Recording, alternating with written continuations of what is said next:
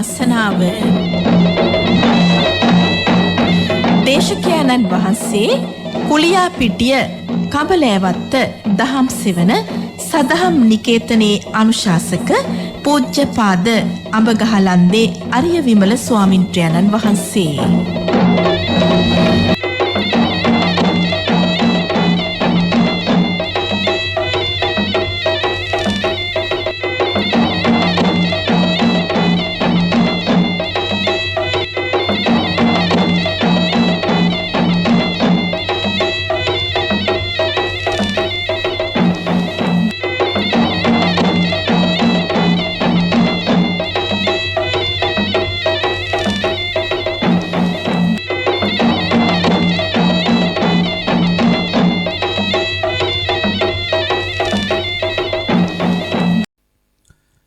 समन्त चक्रवालेषु अत्रा गच्छन्तु देवता सद्धम्मं मुनिराजस्य सुनन्तु सग्ग मुक्कदं ධම්මස්සවන කාලෝ අයං බදන්තා ධම්මස්සවන කාලෝ අයං බදන්තා ධම්මස්සවන කාලෝ අයං බදන්තා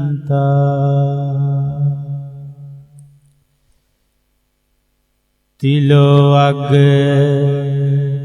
බුදු පියා දෙසූ බණ අසන්නට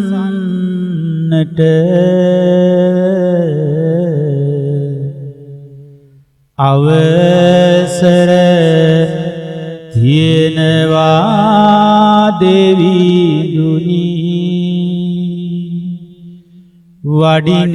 වඩින්නට කාලය එළඹ ඇත බුදු බණ කියන්නට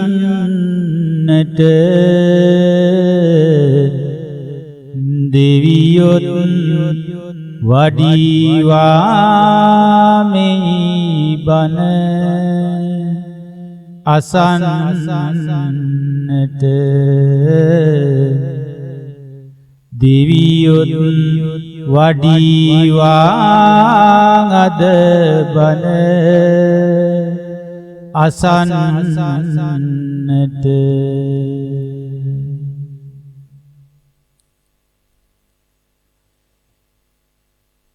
බුදු සරණ වේවා සාදහම් සරණ වේවා සංඝ සරණ වේවා මිතුම් සරණින් ජයම වේවා සාදු සාදු සාදු. සද්ධාවන්ත වාසනාවන්ත ගුණගරුක පින්වතුනි, අද 2021 වර්ෂයේ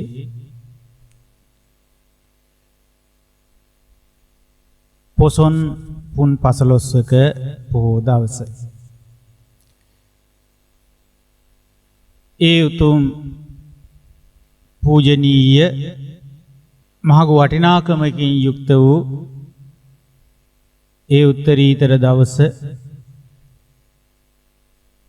අපිට ඉන්න බැරුව ගියා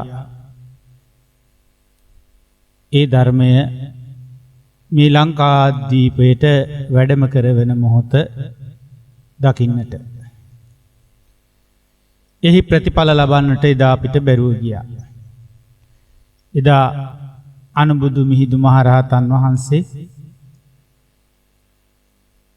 මේ ශ්‍රී ලංකා ධරණිතලයට පා තැබුවේ මේ ලෝකේ වටිනාම දේ ශ්‍රී ලාංකික ජනයාට තිලනයක් ලෙස ලබා දෙමි. ඒ තමයි බුදුරජාණන් වහන්සේ නමකගේ මේ උතුම්ම වූ ශ්‍රී සද්ධර්මය. අදත් අපි සූදානම් වෙන්නේ ඒ මහානීය වටිනාම සම්පත්තිය අපේ ජීවිතවලට සමීප කර ගැනීම පිණිස අපිට කළ හැකි ඉතාම වටිනා කාර්යයක යෙදෙන්නට. ඒ තමයි මේ උතුම් ධර්ම ශ්‍රවණයට යොමු වීම. ඉතින් අද දවසේ මේ උතුම් පුන් පොහෝ දවසේ උදෑසන සීලවන්ත ගුණවන්ත ජීවිතයක් ආරම්භ කරමින්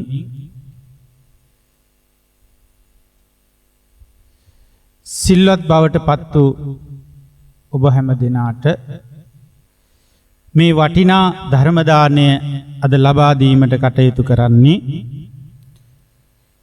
එන්ජී මාලා නන්දනී කුමාරි දමයන්ති මහත්මිය කුලියාපිටිය කබලෑවත්ත ප්‍රදේශයේ පදිංචිව සිටින. තමන්ගේ ආදරණීය ස්වාමියා කේ.ආර්. උපුල් රත්නප්‍රිය සිරිවර්ධන මහත්මයා සහ ආදරණීය දියණිය කේ.ආර්. හංසනී දිල්රංගි මාලා සිරිවර්ධන කියන දරුවාද සමග මේ අය විසින් තමයි අද ධර්ම දාණය මේ පොසොන් පොහෝ දවසේ ඔබ හැම දෙනා වෙත තිලින කරන්නේ. ඉතින් එයින් මේ අය බලාපොරොත්තු වෙනවා අප ස්වාමින් වහන්සේට උතුම් චතුරාර්ය සත්‍ය අවබෝධ වීම පිණිස මේ පින උපකාරක ධර්ම ශක්තියක් වේවා කියලා පළමු කොටම ප්‍රාර්ථනා කරනු ලබනවා. ඊළඟට මේ අයගේ ප්‍රධාන අරමුණ වෙන්නේ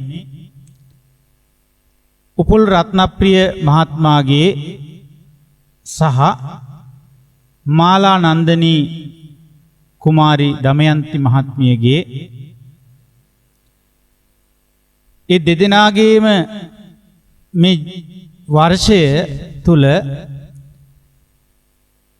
මැයි මාසයේ සහ සැප්තැම්බර් මාසයේ එළඹිලා තිබෙන 57 වෙනි ජන්මදිනය සිහිපත් කරමින් අද දවසේ මේ උතුම් ධර්ම දානමය පින්කම සිදු කරන්නට ඒ දින දෙක අතර දිනයක් යොදාගෙන මේ වගේ උතුම් වටිනා පොහෝ දිනයක් ඒ සඳහා තෝරාගෙන ධර්ම දානය සිදු කරන්නට තීරණය කළා. ඉතින් මැයි මාසයත් සැප්තැම්බර් මාසයත් අතරින් අපිට තෝරගන්න තියෙන හොඳම දවසක් තමයි පොසොන් පොහෝ දවස. ඉතින් ඒ අනුව අද වගේ දවසක ලංකා ධරණිතලයට භාග්‍ය සම්පන්නම දිනේ උදා වුණා. ඒ පොසොන් පොහෝ දවසේ එදා මිහින් තලාවේ මිස්සක පවුවට වැඩම කොට වදාළ අනුබුදු මිහිඳු මහරහතන් වහන්සේ මිස්සක පවුවේ ඉඳලා දේවානම් පෑතිස්ස රජතුමාට ආමන්ත්‍රණය කළා. තිස්ස කියලා. ඉතින් රජ්ජුරුව බැලුවා තිස්ස කියන තමන්ගේ නමින් කිසිම කෙනෙක් ආමන්ත්‍රණය කරන්නේ නැහැ තමන්ට. කවුද මගේ නම කියලා මට කතා කරන්න තරම් මේ වැදගත් කෙනා කවුද කියලා බැලුවා. බලනකොට මිහිඳු මහරහතන් වහන්සේ තමන් වහන්සේත් එක්ක වැඩිය අනිකුත් රහතන් වහන්සේලාත් උපාසක මහත්තයෙකුත් එක්ක මිස්සක පව්වේ වැඩ සිටිනවා. ඉතින් රජතුමාට ප්‍රශ්නයක් ඇති වුණා මේ කවුද කියලා. ඉතින් ඔබ කවුද කියලා ඇහුවා. ඒ වෙලාවේ මිහිඳු මහරහතන් වහන්සේ මේ විදිහේ පිළිතුරක් දෙනවා. මොකද්ද? සමනාමයං මහරජ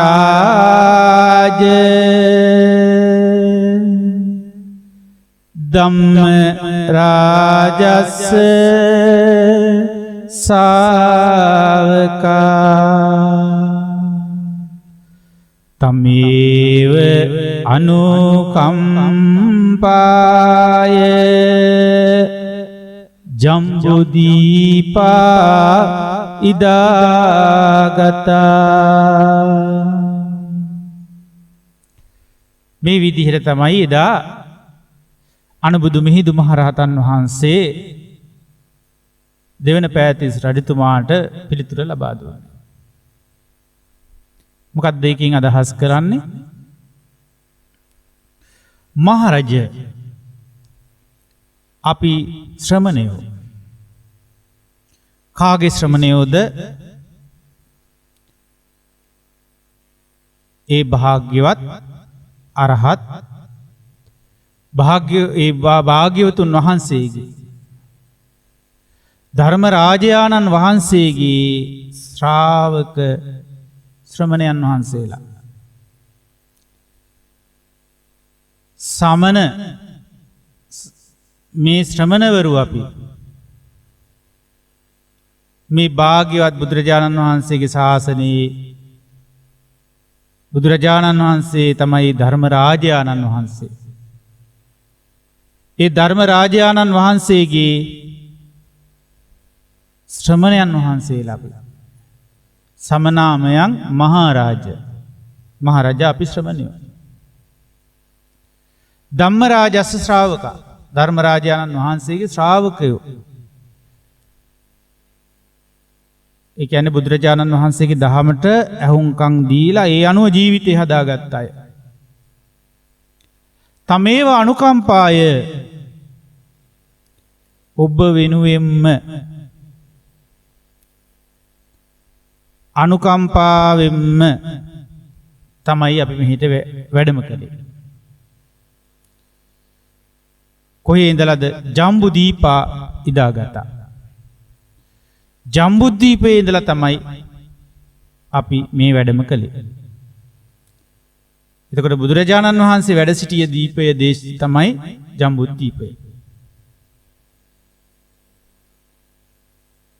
එහෙනම් ඒ ජම්බුද්දීපය එහෙ නිසා තමයි මේ ලංකාවේ මිස්සක පවුවට වැඩම කරලා මේ විදිහේ ප්‍රකාශනයක් කරන්න. ඔබ කෙරෙහි අනුකම්පාවෙන් රජතුමාට කියන එකෙන් අදහස් කරන රට මේ ශ්‍රී ලංකාවාසී නායකයා ඇතුළු රාජ්‍ය නායකයා ඇතුළු සියලු රටවැසියා කෙරෙහි අනුකම්පාවෙන් තමයි මෙහි වැඩම කළේ. ඉතින් අනුකම්පාවෙන් අපිට ගෙනාපු තෑග්ග මොකද්ද? තිලිනේ. ඒ තමයි භාග්‍යවතුන් වහන්සේගේ නිර්මල පිරිසිදු ධර්මය.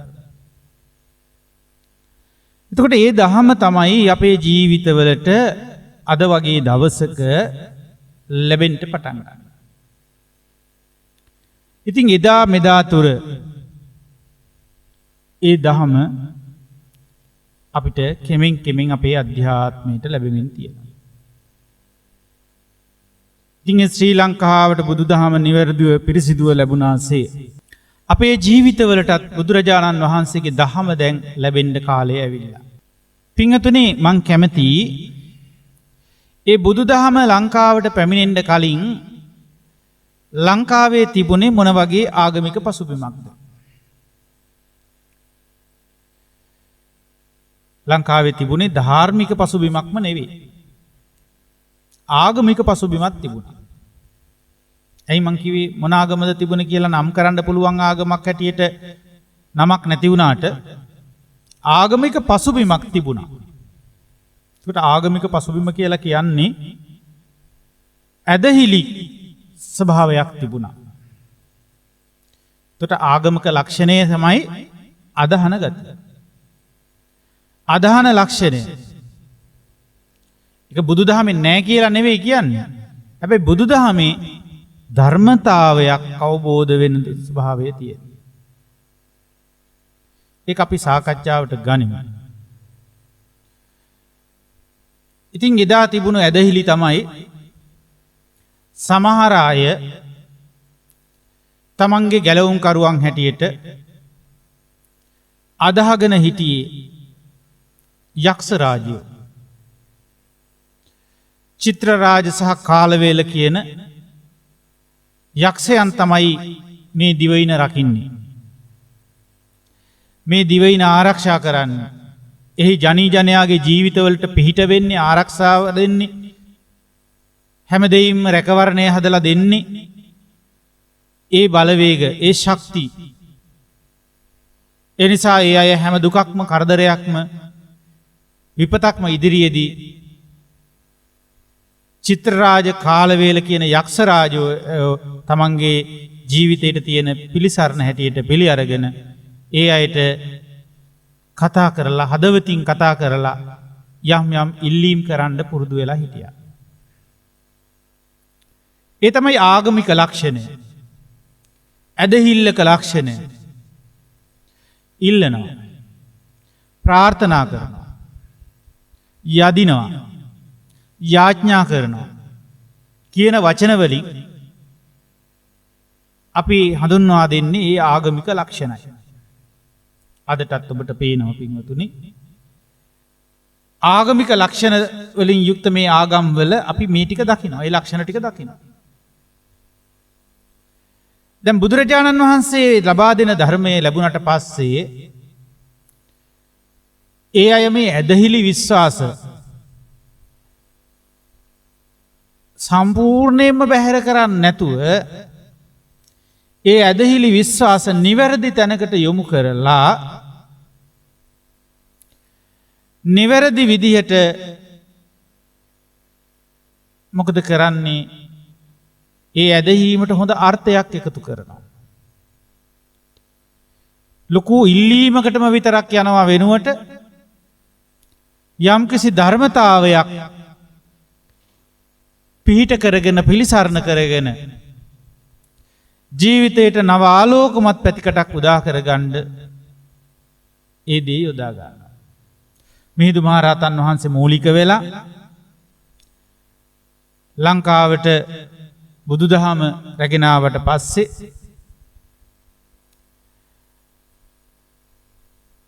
ඒ මූලිකත්වයෙන් ධාතුන් වහන්සේලා වඩම්මලා චෛත්‍ය කරවන්න සූදානම් වෙනවා. ඒ වගේම තම සොයුරිය සංඝමිත්තා මහරහත් තෙරණිය මූලික කරවාගෙන ජයශ්‍රී විජයශ්‍රී ජයශ්‍රී මහා බෝසාමිඳුන්ගේ ශාඛා වහන්සේ නමක් වඩම්මනවා. ඒතර මිනිස්සු ඒවටත් වඳිනවා. ඒවටත් පිදුම් කරන්න පටන් ගත්තා. ඒතර වැඳුම් පිදුම් නැවතුණා නෙවෙයි. ඒ සියල්ලම එහෙම බැහැරම කරලා දැම්මා නෙවෙයි. නමුත් ඒවට බොහොම හොඳ අර්ථපූර්ණයක් එකතු වෙන්න පසුබිමක් හදාගත්තා. ධර්මයක් ලැබෙනකොට එහෙමයි වෙන්නේ. ඒ ධර්මයෙන් පිහිට ගනිද්දී ඒවා නිවැරදි අර්ථවත් තැනකට ගොනු කරගන්නට දක්ෂ වෙන්න ඕනේ.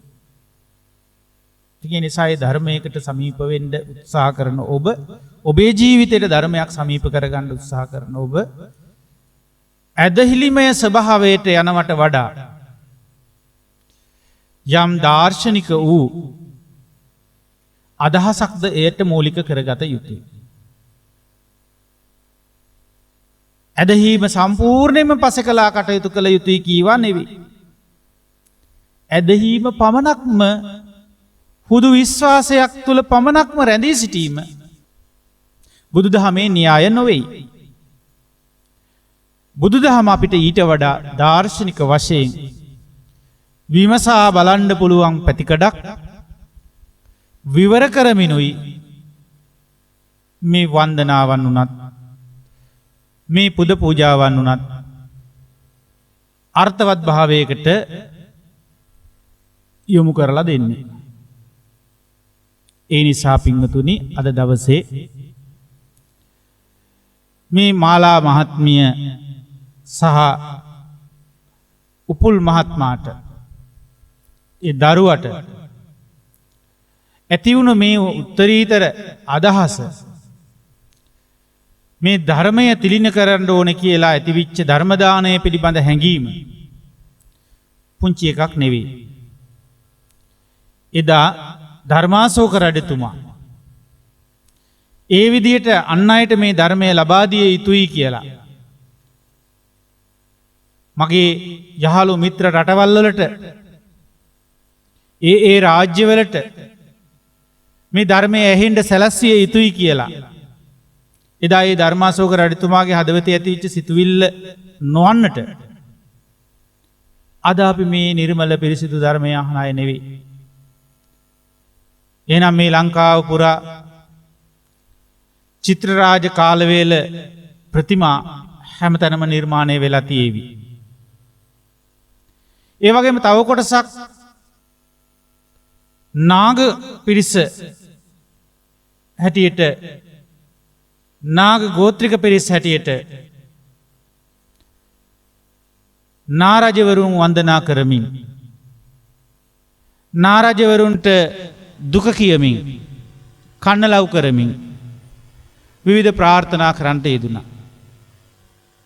ඉතින් මේ නාරජවරු තමයි ඒගොල්ලන්ගේ ගැලවුම් කරුවෝ බවට පත් වුණේ. ඉතින් අසුර ලෝකය අමනුස්ස ලෝකය කොතරම් බලගතුව තියෙනවද කියන්නේ ඒ වගේ තියෙන ඒ බල ශක්ති ක්‍රියාත්මක වීමකුත් සිද්ධ වෙනවා මේ අධික විශ්වාසය හමුවේ. ඉතින් අදහගෙන ඉන්නේ ඒවා. ඒ ඇදහිලි ක්‍රමවල හැටි. එතකොට අපි යමක් අදහන්නේ නම් එය සත්‍ය ලෙස අපේ ජීවිතයට පැමිණෙන්න පටන් ගන්නවා. සත්‍ය වශයෙන්ම සත්‍යයක් නොවුනත් ඒ සත්‍යයක් ලෙසින් අප ඉදිරියේ පෙනී සිටිනවා. කුමක් නිසාද ඒක වෙන්නේ? ඇදහිල්ලේ බලවත්කම නිසා. ඉතින් මේක අදටත් එහෙම තමයි. අදටත් අපි අදහනව නම් යමක්. ඒ අදහන දේ සත්‍යයක් වෙලා අපේ ඉදිරියේ සිට ගන්නවා. එතකොට මේ කතාව ධර්මය අවබෝධයේදී හොඳ අවබෝධයකින් දකින දෙයක්. ධර්ම අවබෝධයෙන් නැති අය මේ සත්‍යමයි කියලත් බාර ගන්නවා. මේ ඇදහීම නිසා පිළිඹු වෙන පිළිඹුවක් කියලා නෙවෙයි ඒක තේරෙන්නේ. මේ තමයි සත්‍ය. එතකොට එදා ඒ ජනී ජනයාට නාගරාජයෝ සත්‍ය විදිහට පෙනී සිටින්න ගත්තා. යදීම් කරන තැන්වල පුද පූජා පවත්වන තැන්වල ඒ යදින වෙලාවට පුද පූජා පුද දෙන වෙලාවට ඒ තැන්වල නාගරාජයෝ දකින්ට සැලසුණා. එතකොට අර හුදු විශ්වාසය තව තවත් අදහ ගන්න තැනකටම සීමා වුණා. ඒ නිසා එයාට ඒක බොරුවක් හැටියට කවදාවත් හිතුනේ නැහැ. අදටත් අපි අදහනව නම් යමක් ඒ අදහන දේ අපේ මනස ඉදිරියේ යථාර්ථයක් වෙලා තියෙනවා. හැබැයි මේ ලෝකේ පරම සත්‍ය පරම ගාම්භීර සත්‍ය ඔය ඇදහිල්ලට එහා ගිහින් තියෙන දෙයක්. ඒ නිසා අදහගෙන ඇදහිල්ලෙන් අපි ගත යුතු හොඳම ප්‍රයෝජනය ගනිමින් ඇදහීමෙන් නොනැවති යථාර්ථවාදී අවබෝධයක් කරා යන ධර්මයක් මතු කරලා ගෙනත් දෙන එකයි මිහිඳු මහරහතන් වහන්සේ මේ වගේ උතුම් දවසක සිදු කරනු ලැබුවේ. එහෙනම් අපි දැන් උත්සාහ කළ යුත්තේ සාම්ප්‍රදායිකව අදහාගත්තු දේ එක්ක ඒ සියල්ල ඒ අදහන දේ තමයි ඇත්තම දේ කියලා අදහගෙන ඉදිරියට යාමම නෙවෙයි. ඒ වගේම මේ අදහාගත්තු සියලු දේවල් මිත්‍යාවක්, බොරුවක්, මේ අදහන එකේ කිසිම තේරුමක් නැති දෙයක්, කිසිම ඇදහීමක් අපිට නැහැ කියලා සියලු ආගමික සංකල්ප ප්‍රතික්ෂේප කරන නිරාගමික මානසිකත්වයක් ගොඩනගා ගැනීමද බුදුදහම නෙවෙයි. අපි දන්නවා දැන් මේ වර්තමානයේ හරියට මේ නිරාගමික සංකල්ප මතුවෙලා එනවා. සියලු ආගම් ප්‍රතික්ෂේප කරන මානසිකත්වයක් ඇති වෙනවා. එතකොට එදත් ඕනනම් කෙනෙකුට ඒ වගේ විතණ්ඩ තිබුණා. මේ ඇදහිලි බොරු විත්‍යා විශ්වාස. ඔය හැම දෙයක්ම බොරු. නමුත් අදහගෙන යා යුතු ගමනක් අපිට පෙන්වන තැනක් තියෙනවා බුදුදහමේ. ඒ තමයි බුදුරජාණන් වහන්සේගේ අවබෝධය අදාහ ගන්න කියන දේ බුදුරජාණන් වහන්සේ අපිට ප්‍රකාශ කරනවා. ඒ තමයි මේ බුද්ධ ශාසනයේ ගමනට, බුද්ධ ශාසනික ගමනට මුලින්ම අපි තුළ ඇති යුතු දේ. දැන් එදා නාගරාජ්‍යයා පිළිබඳ විශ්වාස කරගෙන අදාහගෙන හිටපු මිනිස්සුන්ට ඒ වගේම කාලවේල චිත්‍රරාජ කියන යක්ෂයන් අදහගෙන විශ්වාස කරගෙන ජීවත් වුණ මිනිස්සුන්ට ඒ බමුණු මත දරාපු සමහර අයට මිහිඳු මහරහතන් වහන්සේ ඉදිරිපත් කරපු දාර්ශනික මතවාදය, ඒ දාර්ශනික අදහස් ඒගොල්ලන්ගේ ජීවිතවලට දැනුනේ විසකටු අනිනවා වගේ. මහා විශාල විනාශයක් කරන්න ආපු කෙනෙක් විසින් මේ මනුෂ්‍ය වර්ගයා මේ ශ්‍රී ලංකාවේ මිනිස්සුන්ව ඒගොල්ලන්ගේ දැලකට හසු කරගන්න පිරිසක් හැටියට තමයි අර පිරිසට මේක දැනෙන්න ගත්තේ. එතකොට අනාගත පරපුර දැන් විනාශ වෙනවා මේකෙන් වෙන්නේ. ඒ විදිහට තමයි ඒක දැනුනේ. අසත්‍යයෙන් මම්මුලා වූ මිනිසුන්ට සත්‍ය දැනෙන්නේ මුලින්ම මේ විදිහටයි. ඒ නිසා ඒට විරුද්ධ වෙනවා. දරදඬු විදිහට ඒවට විරෝධතාවයේ පාමින් නැගී සිටිනවා. එක්ක කිසි දෙයකට යොමු නොවි අවධානය යොමු නොකර ගොළු විහිරෝ වගේ ඒවට කිසිම ප්‍රතික්‍රියාවක් නොදක්වා, අනුකූලතාවයක් නොදක්වා, අනුබලතාවයක් නොදක්වා ඒ මිහිඳු මහරහතන් වහන්සේගේ ධර්මයේ දරාගත්තු පිරිස් ඒ අයට දේශනා කරන යන තැන්වලදී හැඟවිලා යන ලක්ෂණයක් අර අන්‍යාගමික පිරිස් තුළ, අර ඇදහිලි කාර මිනිසුන් තුළ දකින්න ලැබුණා. අදටත් එහෙම තමයි පින්වතුනි. මේ ඇදහීමට හුරුවිච්ච සිත, මේ ඇදහිලි මානසිකත්වයට ආගමික සංකල්පවලට හිරවිච්ච සිත පිරිසිදු දර්ශනයක් ජීවිතයට මතු කරලා පෙන්වන බුදුදහම ඉදිරියේදී සමහර අය ඊට විරුද්ධව දරදඬු විදිහට නැගී සිටිනවා. ඒ දරදඬු ස්වභාවය අපේ ජීවිතවල දකින්න ලැබෙනවා. ඒ කියන්නේ අපි දැන් මේ බණ ටිකක් අහන්න ගත්තාම පේනවනේ. ධර්මයේ ටිකක් අහගෙන හොඳට හිත ඒකේ යොමු කරගෙන මේ බණපද ටික තේරුම් ගන්න ඕන කියලා ඉඳගත්තා කියන්නකො. ඉඳගෙන ඉන්න දෙන්නේ කය හිත මහ පුදුම දරදඬු විදිහට විරුද්ධව නැගී සිටිනවා. අතන රිදෙනවා, මෙතන රිදෙනවා, ප්‍රශ්න තියෙනවා, අර ගැටලු වෙනවා, මේ ගැටලු වෙනවා කියලා කායික වශයෙන් මහ පීඩනයක් දෙනවා. මේ දරදඬු ස්වභාවයක් පෙන්නනවා. මේකට නම්මශීලී වෙලා ඒ වැඩේ ඉවර වෙනකන් ඉන්න බෑ කියලා නැගිටින්න යන ස්වභාවයක් පෙන්වනවා. ඔක්කෙටියෙන් ඉවර කරන්න අපිට යන්න හදිස්සි අපිට වැඩ තියෙනවා අපිට ලෙඩ තියෙනවා අපිට ප්‍රශ්න තියෙනවා අපිට ඔව කරන්න බෑ. අර ඇදහිලි මිත්‍යා ඇදහිලි විශ්වාස ඔස්සේ වැඩ කරන්න ඕන තරම් ඒවා යොදා ගන්නවා.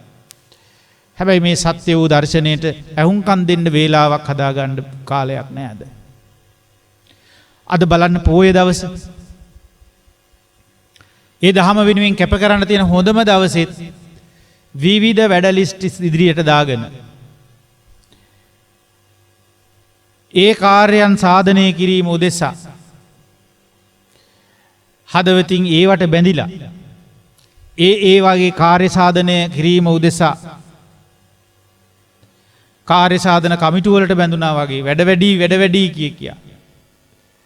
එකී කාර්යයන්ගේ සාධනය උදෙසා ඒවට සාධාරණීකරණය කිරීම උදෙසා වෙහෙස්ස වෙනවා බණහඬ අපිට කාලයක් නෑ. එතකොට ඒ බණහයනක ගොඩක් කල් යනවා. එදා වගේම තමයි අද.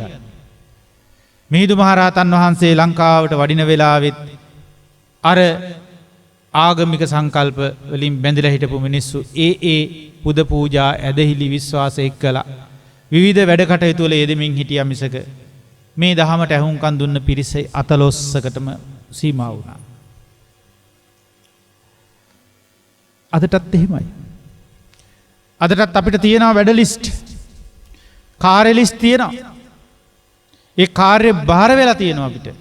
ඒ බාර වෙච්ච කාර්යයන් නිසා ඒ කාර්ය භාරය කරන්න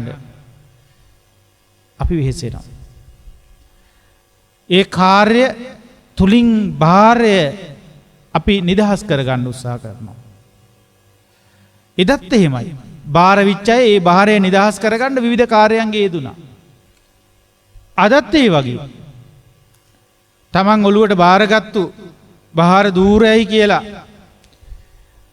මනසින් හදාගත්ත ඒ බාහිර දූර කටයුතු වල බාරකාරත්වය අපේ ජීවිතයට බාර අරගෙන ඒ භාරයන්ගෙන් නිදහස් වෙන්න අපි ඒ වෙනුවෙන් ඔන්න මං කළ යුතු දේ කළා. මගේ ඔළුවේ ලොකු බරක් තිබුණා. මේ දරුවෝ ටික විවාහ කරලා දෙනකම් මොකක් හරි ඒගොල්ලන්ට පිළිවෙලක් කරලා දෙනකම් අපේ හිතවලට ලොකු බරක් තිබුණා. ඔන්න දැන් අපි ඒක කළා. නේ? බරෙන් නිදහස් වුණා. ඉතින් බාරය ඔප්පු කළා වගේ. දැන් බාර ඔප්පු කළාමත් කට්ටියට ලොකු නිදහසක් දැනෙනවනේ. ඒ වුණාට එය නෙවෙයි අපි කළ යුත්තේ කියලා වැටහෙන්නේ නැහැ. එය නෙවෙයි කළ යුත්තේ කියලා වැටහෙනවා අඩුයි. එනිසා අර මිත්‍යා ඇදහිලි වලට ගිය ජනයා වගේ අදටත් මේ ශ්‍රී ලාංකික පිරිස අතරේ යම් මිත්‍යා මත මිත්‍යා ඇදහිලි තුලින් නිර්මාණය වුණ භාර දූර්ය කාර්යභාර අපිටත් පැවරිලා තියෙනවා. ඒ භාර දූර කාර්යභාරය වෙනුවෙන් අනන්තවත් කැපකිරීම් වල කරන්න පුළුවන් කැපකිරීම් අපිට මේ ධහම වෙනුවෙන් කරගන්න බෑ. දරදඬුකම කාය දරතය විරුද්ධව නැගී සිටිනවා. බණ ටිකක් අහන්න වාඩි වෙලා ඉන්නකොට කයට ඇතිවෙන මේ දරත ස්වභාවය, කයේ දරදඬු ස්වභාවය අතපය නමලා ඉඳගෙන ඉන්න බැරි ගතිය අපිට ක්‍රියාත්මක වෙනවා. එක දිගට එක ඉරියව්වකින් බණ ටික අහගෙන පුටුවක වාඩි වෙලාවත් අපිට පැයක් කමාරක් ඉන්න බැරි ගතියක් එනවා. හැබැයි වැදගත් සංගම් වලට කමිටු වලට සම්බන්ධ වුණාම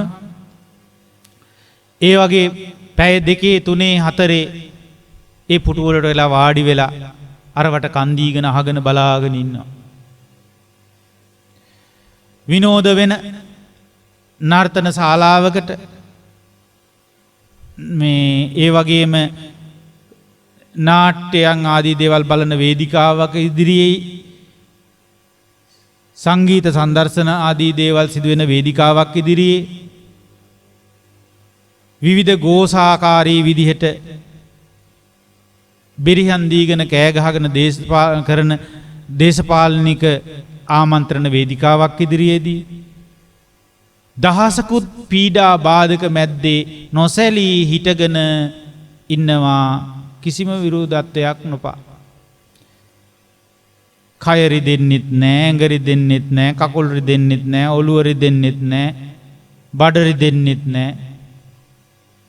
ඔල්වර සන්දිදී අත්පොල සන්දිදී අපි ලස්සනට ඒ වගේ ඉන්න. ඒ වුණාට අදටත් බණ ටිකක් අහන්න ගියාම බලන්න ලෑස්ති නෑ ඒ බණ ටික ඇහෙන කාලය තුල බිම වාඩි වෙලා ඉන්න බෑ හුඟ දෙනෙකුට. වාඩි වෙලා බණ ටික ඉවර වෙනකන් එක විදියකට ඉඳගෙන ඉන්න බෑ අපිට. ඉතින් එදා වගේම අර මිත්‍යා ඇදහිලි ඔස්සේ යනකොට කිසි අපහසුයක් නොතිබිච්ච පූජා වට්ටි අතැතිව දොළපිදේනි අතැතිව පුච්චපු මස් කුට්ටි අතැතිව අර යක්ෂ ගෝත්‍රික අයට පූජා කරන්න, නාග රාජයන්ට පුද පූජා කරන්න හිටගෙන ඉන්න මිනිස්සුන්ට ඒ කටයුතු වලට කිසිම දරදඬුකමක් නැහැ. පුදුම නිහතමානීකමකින් ඒ කියන විදිහට වැඩ කරගෙන හිටපු අයට මිහිඳු මහරහතන් වහන්සේගේ දහම් පද ඇහෙනකොට ඊට විරුද්ධව නැගී සිටින්න ඒ අය පෙළඹුණා. මහා දරදඬුකමක් පෙන්වුවා. නම්මෙසීලී උනේ නෑ ඒ බුදු දහම පැත්තට. එදා මිහිඳු මහරහතන් වහන්සේ වැඩම කරලා පොසොන් පොහෝ දවසේ ධර්මයේ දේශනා කරද්දී මේ ඉන් අනතුරු කාලයකදී මේ සිද්ධාවයන් එළියේ දකින්න සිද්ධ වුණා. මේවා එළි දැක්කා. ඉතින් අදටත් අපි මේ බණපද ටික අහන්න වාඩි වුණාම මානසිකත්වය හදාගෙන අපිට මේ කය තුලිනුත් ওই දේ දකින්න පුළුවන්. එතකොට මේවා අන්‍යාගමික වැඩවලට හොඳට නතු වෙලා තියෙනවා වගේ හිස් කාමයේ වෙනුවෙන් නම්, තුච්ච කාමයේ වෙනුවෙන් නම් රෑ දවල් නැතුව වෙහෙසෙන්න පුළුවන් මේ කයට. බණක් භාවනාවක් වෙනුවෙන් නැඹුරු කරන්න ගියාම හරියට ප්‍රශ්න ගොඩ නැගෙනවා. ඉඳගෙන ඉන්න බෑ හාමුදුරුවනේ. මං අසනීපයි. මට අමාරුයි. මං ලෙඩෙක්. මට වැඩ තියෙනවා. අපිට එක තැනක ඉන්න බෑ. එහෙම කියන අපි අනිකුත් වෙනත් කාමභෝගී වැඩ කටයුතු වෙනුවෙන් අපි අදහගෙන ඉන්න දේවල් වෙනුවෙන් අපි ඕන තරම් වෙහෙසෙනවා. මහන්සි වෙනවා. දවල් රෑ දෙකේ වැඩ කරනවා. උදේ ඉඳලා රෑ වෙනකන් ඊතල තියෙන වෙලාවක වැහි වල තෙමි තෙමි කුඹුරු කොටනවා. කුඹුරු වල ගොයන් හදනවා. කුඹුරු වල තනකොළ ගලවනවා. ඊට පස්සේ පායන කාලෙක ගොයන් කපනකොට ගිනි කාස්ට කවුවේ පිච්චි ගොයන් කපනවා. අද නම් ගොඩක් වෙලාවට යන්ත්‍ර සූත්‍ර ඇවිත් තියෙනවා. නමුත් ගොඩාක් මේ මෑත යුගයේ දක්වා ගැමි පරිසරවල මිනිස්සුන්ගේ ශ්‍රමය එකතු කරද්දී ඒ වැඩ කරනවා. හැබැයි පන්සලේ ගිහිල්ලා විනාඩි 10ක් වාඩි වෙලා බණ ටික අහගෙන ඉන්න බෑ. අර දරදඬුකම්, අමාරුකම්, කායික ආබාධ ලිස්ට් එකක් එනවා. එතකොට එහෙම නැත්තම් මොකද වෙන්නේ? කිසිම මේ දහම් පිළිබඳ අනුකූලතාවයක් නැතුව අර සැඟවිලා ගිය මිත්‍යා අදහස් තියෙන මිනිස් පිරිස වගේ මිහිඳු මහරහතන් වහන්සේ ධර්මයේ දේශනා කරනකොට සැඟවි ගිය මේ ධර්මයට වචනකින්වත් හාමුවකින්වත් අනුකූලතාවයක් නොදක්වා නිහඬම පිළිවෙතක කටවහාගෙන සද්ද නැතුව හිටපු අය ඉන්නවා. ඒ වගේ අපේ හිතේ නිහඬ පිළිවෙත හිමින් ගිහිල්ලා නිද්‍රාගත වෙලා මේ බණ අහන වෙලාවේදී නිින්ද යන අය ඉන්නවා. එදා වගේම අදටත් මේ අකමැත්ත මේ ධර්මයේ වෙනුවෙන් හිතේ ක්‍රියාත්මක වෙන මේ අකමැත්ත ඇදහිලි විශ්වාස විතරක් යථාර්ථය කරගෙන ඉන්න එක මේ දහමකට පිටුපාය ගමන් කරන ස්වභාවයේ තියෙනවා. එවන් පරිසරයක්, එවන් මානසික පරිසරයක් අද අපිට තියෙනවා. ඉතින් බණ කොච්චර ඇහෙනවා කියනවා වුණත් අපිට මේ ලැබිච්ච මහා ලාභයක්, අපිට මේ ධර්මයේ තියෙන ධර්ම දීපයක් මේක කියනවා. තව ඉතින් ගොඩක් ඒවා කියා කරනවා මේවා මේ බුදුන් උපන්නෙත් ලංකාවේ කියාගෙන. ඉතින් ඒ කොහේ හිටියත් බුදුරජාණන් වහන්සේ අපිට මේ ධර්මය ලබලා දීම සම්බන්ධයෙන් අපි සතුටුදායක තැනකට එනවනම් සතුටින් බණ ටික අහන්න ඕනේනේ. ඒ බණවල කියවෙන්න ඕනේ බුදුහාමුදුරුවන්ගේ විස්තරයේද වැඩියෙන්. බුදුරජාණන් වහන්සේ අහවල් තැනයි ඉපදුනේ, අහවල් තැනයි බුදු වුනේ. එතකොට අහවල් තැනයි පිරිනිවන් පෑවේ. මේවත් එක්ක රණ්ඩු සරුවල් නෙවෙයි අපි ඇති කරගත යුත්තේ. ඒ වගේ වැදගත්කමක් නැහැ නෙවෙයි. ඒවා නිවැරදි තැනකින් තේරුම් ගැනීමකුත් අවශ්‍යයි. හැබැයි බුදු කෙනෙක් ඉපදුනා නම් ඉපදුන බවට අපිට තියෙන සාක්ෂිය, බුදු කෙනෙක් බුදු වුණා නම් බුදු වුණ බවට තියෙන සාක්ෂිය, ඒ බුදුරජාණන් වහන්සේ පිරිනිවන් පෑවා නම් පිරිනිවන් පෑපු බවට තියෙන සාක්ෂිය මොකද්ද? ඒ තමයි ධර්මයේ තුලින් අපිට ලැබෙන දේ. අපේ හදවතට ධර්මයේ සමීප වෙනකොට වෙන කොහෙන්වත් සාක්ෂි ඕනේ මේ හෘදයම සාක්ෂි දරනවා. අනේකට අපි කියනවා හෘද සාක්ෂිය. කොහොමද හෘද සාක්ෂිය මේ සාක්ෂිය දරන්නේ? ඒ තමයි ධර්මය දැක්කලපුවාම බුදුරජාණන් වහන්සේ කියා දුන්න යෝකෝ වක්කලි ධම්මං පස්සති සෝමං පස්සති. වක්කලිය යම් කිසි කෙනෙක් ධර්මය දැක්කහම තමයි මාව දැක්ක වෙන්නේ කියලා. ඉතින් අන්න එතෙන්ට යන්න මේ වෙරදරන්න ඕනේ කාල පරිච්ඡේදයක අපි ඉන්නේ දැන්. ඒ නිසා ඇදහිල්ලක් හැටියට බුදුදහමත් අරන් යන තැනකට යන්න ඕනේ නෙමෙයි අපි කියන්නේ. සාම්ප්‍රදායිකව අරන් ආපු ඒ ඇදහිලි සියල්ල ප්‍රතික්ෂේප කරන්නත් නෙවෙයි. බෞද්ධයා ඇදහිල්ලකට සීමා වුණාම නිකන් බෞද්ධ ඇදහිල්ල වගේ හැමදාම එකම දෙයක් අරන් යන ස්වභාවය තියෙනවා. එහෙම නෙවෙයි. ඒක ප්‍රතික්ෂේප කරන්නද නෙවෙයි. ඒක ඒ අයුරින් පිළිඅරගෙන එසේම වේවා, එසේම වේවා. එතකොට ඒ පිළිඅරීම තුළ යහපතක් වේවා කියලා ප්‍රාර්ථනා කරනවා. අනිත් ඔක්කොම එසේම වේවා. ඉතින් අපිට මොන හරි කිව්වම අපිත් කියන්නේ එහෙමනේ දැන්. නේ? Happy New Year, same to you. Wish you happy New Year කිව්වහම නේ? අපි මොකද්ද කියන්නේ? Same to you. එසේම වේවා. කමන්නේ ඒවා තේරෙම තුල එසේම වේවා කියන එකට එහා ගිය කොහොමද එහෙම වෙනවනම් වෙන්න පුළුවන් කියලා හොයලා බලනකොට යන අරුත බොහොම ඉහළයි. වේවා කියන පැතුමට එහා ගිහිල්ලා ඒ ප්‍රාර්ථනාවත් හිතේ තියාගෙන ඒ පැතුම ඔස්සේ එහෙම කරන්න ඕන කියන අදහස ඇති කරගෙන කොහොම හරි එහෙම කරනවාමයි කියන අදිෂ්ඨාන පූර්වක ගමනක් යන්න. හොඳ ලස්සන වැඩපිළිවෙලක් අපිට ලැබෙන්න ඕනේ. ආන් ඒ ලස්සන වැඩපිළිවෙල තමයි මිහිඳු මහරහතන් වහන්සේ මේ ලංකා ධර්ණිතලයට රැගෙන ආවේ. එහෙනම් අදටත් අපිට තාම අපිරිසිදුව ගිය මේ සිතුවිලි ධාරාව ඔස්සේ පැහැදිලි වෙලා නිරවුල් වෙලා නැත්තේ ඒ වැඩපිළිවෙලමයි. ඉතින් ඒ නිසා ඒ වැඩපිළිවෙල බොහොම අර්ථවත් තැනකට රැගෙන එන්න මේ බණ ටික ඇහෙන්න ඕන. ඉතින් ඇත්තටම බණ කියනවට වඩා අමාරු දෙයක් තියෙනවා. ඒ තමයි ඔබට මේ බණ තෝරලා දෙන එක. මේ තෝරලා දීමේදී ඒ බණ තේරුම් ගන්න ඔබේ මානසිකත්වය හැදෙන එක. ඒකයි මම මේ තේරෙන තැනක කතන්දරයක් එක්ක අද වගේ දවසක සිද්ධ වෙච්ච කතා ප්‍රවෘත්තියක් එක්ක ගලපා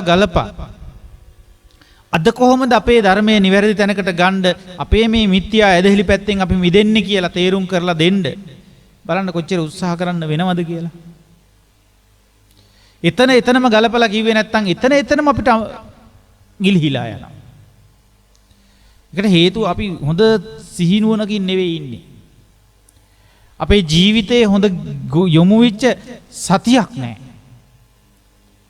ධර්ම අවබෝධයට අවශ්‍ය කරන සතියක් නැහැ. සතිය කියන්නේ මේ දවස් ගණන් වලින් හදන සති නෙවෙයි. දවස් ගෙවිලා යද්දි සතියක් ඉවර වෙනවනේ. දවස් 7කට සතියක් කියන්නේ එහෙම එකක් නෙවෙයි. එහෙම දවස් 7ක සතියකුත් ඇති කියනවා වැඩේට. මොන වැඩේටද? මේ අවබෝධ කරන වැඩේට. එහෙම සතියකුත් ඇති කියනවා හරියටම වැඩේ කළොත්. එහෙනම් මේ වැඩේ කරන විදිහ පිළිබඳව, මෙතඩ් එක පිළිබඳව, සිස්ටම් එක වැඩේ ඒ කටයුත්ත සිදුවෙන සිස්ටම් එක පිළිබඳව අපිට තේරෙනව මදි. අපිට පැහැදිලි නෑ. අපිට නිරවුල් නෑ. හරි අවුලක් මේක. එක්කෙනෙක් එකක් කියනවා, තව කෙනෙක් තව එකක් කියනවා, තව කෙනෙක් තව එකක් කියනවා. ඉතින් බණ හැටියටත් අද අහන්නකොට අහන්න වෙන්නේ විවිධ අදහස්. ඉතින් ඒවා ඒ විදිහට අපි අරගෙන පාඩම් කරගෙනත් ඉන්නවා. සමහර අය සමහර දේවල් මේවා හොඳට පාඩමක් කරගෙනත් ඉන්නවා. මතක තියාගෙනත් ඉන්නවා. කියොත් ඉන්නවා. නේ? සජ්ජායනත් කරනවා. මේ ඔක්කොමත් ඇස්සේ අපේ ප්‍රශ්න ටික ඉදිරියට එහෙම පිටින්මත් යනවා. එතකොට ජීවිතයට නියම යථාර්ථයක් අරගෙනයි ආවේ මේ. අපි කෙරෙහි අනුකම්පාවෙන් ආවනම් අපේ ප්‍රශ්න විසඳෙන දෙයක් අපිට ලැබෙන්න එපායි. මිහිඳු මහරහතන් වහන්සේ වැඩම කළේ අප කෙරෙහි අනුකම්පාවෙන් නම්. අපේ රාජ්‍ය නායකයා එවකට සිටිය දේවානම්පියතිස්ස රජතුමා මූලික කරගෙන ඒ රාජ්‍ය නායකත්වයට ලබලා දුන්නා නම් ඒ දහම අද රාජ්‍ය නායකත්වයන් තුර අපි දකින්න එපායි දහම තියෙන හැටි. අපිට පේන්නේ නැහැ එහෙම දහමක්. ඉතින් නැහැ කියලා චෝදනා කරන්න හදනව නෙවෙයි. ප්‍රතිඵල ලබන දහමක නායකත්වය අපිට නැති වෙලා තියෙනවා. එතකොට මේ ප්‍රතිඵල ලබන දහමක නායකත්වයේ ගනිද්දී සෙසු ජනී ජනයාගේ ඊට අදාළ වූ දායකත්වයේ ලැබුණා එදා. මිහිඳු මහරහතන් වහන්සේට බණ කියන්න දේවානම්පියතිස්ස රජතුමා සුදුසු භූමියක් ලෑස්ති කරන්න කියලා අණ කරනවා. ඒ වෙලාවේ අමාත්‍ය මණ්ඩලය කල්පනා කරනවා උන්වහන්සේගේ දේශනාව අහන්න ලොකු පිරිසක් පැමිණේවි. උන්වහන්සේ ලොකු ගැඹුරක් මතු කරන නිසා ලොකු කාලයක් ඒ දේශනාව පවත්වාවි. එතකොට ලොකු කාලයක් පවත්වන ඒ දේශනාවට ලොකු පිරිසක් සම්බන්ධ වෙනකොට ඊට අවශ්‍ය සුදුසු ස්ථානයක් නොතිබ්බොත් සෙනග අතරේ හිරවෙන්න තෙරපෙන්න ගත්තොත් මිනිස්සුන්ට වැඩි වෙලා එක දිගට මේ ධර්මය අහගෙන ඉන්න බැරි වෙයි. ඒ නිසා ඒ වෙලාවේ හැටියට හැමතැනම විමසලා බලනවා ඉඩකඩ තියෙන හොඳම තැන කොතනද කියලා. ඉතින් ඇත්ගාල තමයි ලොකුම තැනකට තියෙන්නේ. ඉතින් ඒ ඇත්ගාලේ විශාල ඉඩකඩක් තියෙනවා. ඒ ඉඩකඩ සූදානම් කරනවා ලස්සනට සරසද්දී. ඒ ධර්මයේ වෙනුවෙන් විවිධ විදියට නිර්මාණාත්මකව සැලසුම් කරද්දී විවිධ පුද්ගලයෝ අමාත්‍ය මණ්ඩලයේද සෙසු අමාත්‍යවරු සාමාන්‍ය ජනයා අතර ප්‍රධානීන් නායකත්වය මූලිකත්වයේ අරගෙන දායකත්වයේ දරනවා. ඉතින් එහෙමනම් රාජ්‍ය නායකයෙකුට ධර්මය ලැබුණාම රාජ්‍ය පාලනයට ධර්මය යොමු වෙනකොට ඒ ප්‍රදේශය ධාර්මික පැවැත්මක් බවට පත් වෙනවා. ඒක අපි දැක්කා මිහිඳු මහරහතන් වහන්සේ ලංකාවට වැඩම කරලා ඒ දහම විවර කිරීමත් එක්ක මිනිස්සු තුල අලුත් පුනරුදයක් ඇති වුණා. ධාර්මික පුනරුදයක්. ජීවිතයට අලුත් පිටුවක් පෙරළුණා වගේ. මහත් ආලෝකයක් ජීවන ආලෝකයක් ඒ අයට උදා වුණා. ඒ නිසා හැම කෙනාම වීරියවන්තව තමන්ගේ ජීවිතවල මගඵල නිවන වෙනුවෙන් කැපකිරීම කරන කාලයක් උදා වුණා. ඉතින් අපිටත් ඒ වගේ පරිවර්තනයකට එන්න ඕනේ සුසු කාලයක් ආයේ තියෙනවා. ඒ ගැන උදන් අනානා ආපු සාම්ප්‍රදායික උදම් මැනීමේ නතර වෙලා ඉඳලා හරියන්නේ නැහැ. අනුරාධපුරේ යනවා මේවා තමයි නටබුන් කියනවා, ඒ නටබුන් බලනවා, ඒවා ගැන වාර්තා කරනවා, ඒවා ගැන ෆොටෝ ගන්නවා, ඒවා ටික එකතු කරගෙන එනවා. දැන් ওই ටික උදේ හවස බලා හිටියට අපේ අධ්‍යාත්මය අපිට එහෙම දෙයක් තියෙන එක ගැන ලොකු ගෞරවයක් ඇති වෙනවා. විශ්වාසය පණ ලබන්න අදහගෙන වැඩ කරන්න අපිට හොඳ ඩීටේල්ස් ටිකක් ඒවයින් ගන්න පුළුවන්. හොඳ තොරතුරු ටිකක් ගන්න පුළුවන්.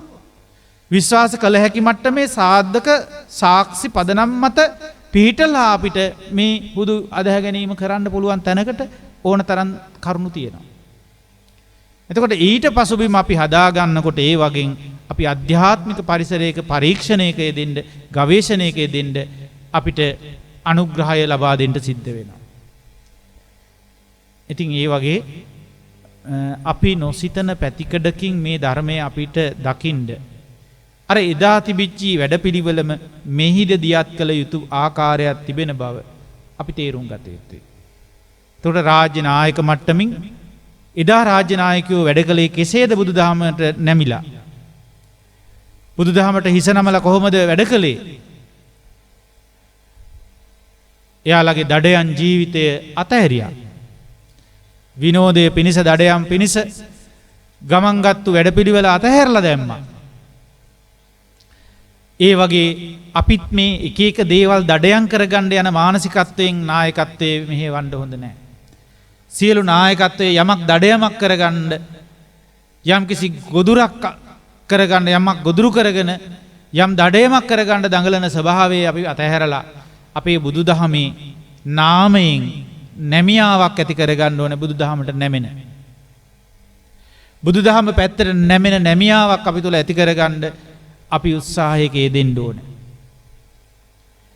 එතකොට තමයි මේ ශ්‍රී ලංකා ධර්ණිතලයේ මේ විශ්වය මේ සබාදහම අපිට හිසනමා ආචාර කරමින් අපිට මේ දෙන පීඩන අපිට මේ දෙන උවදුරු විපත් සහනයකට පත් වෙන කාලයක් බවට පත් වෙනවා.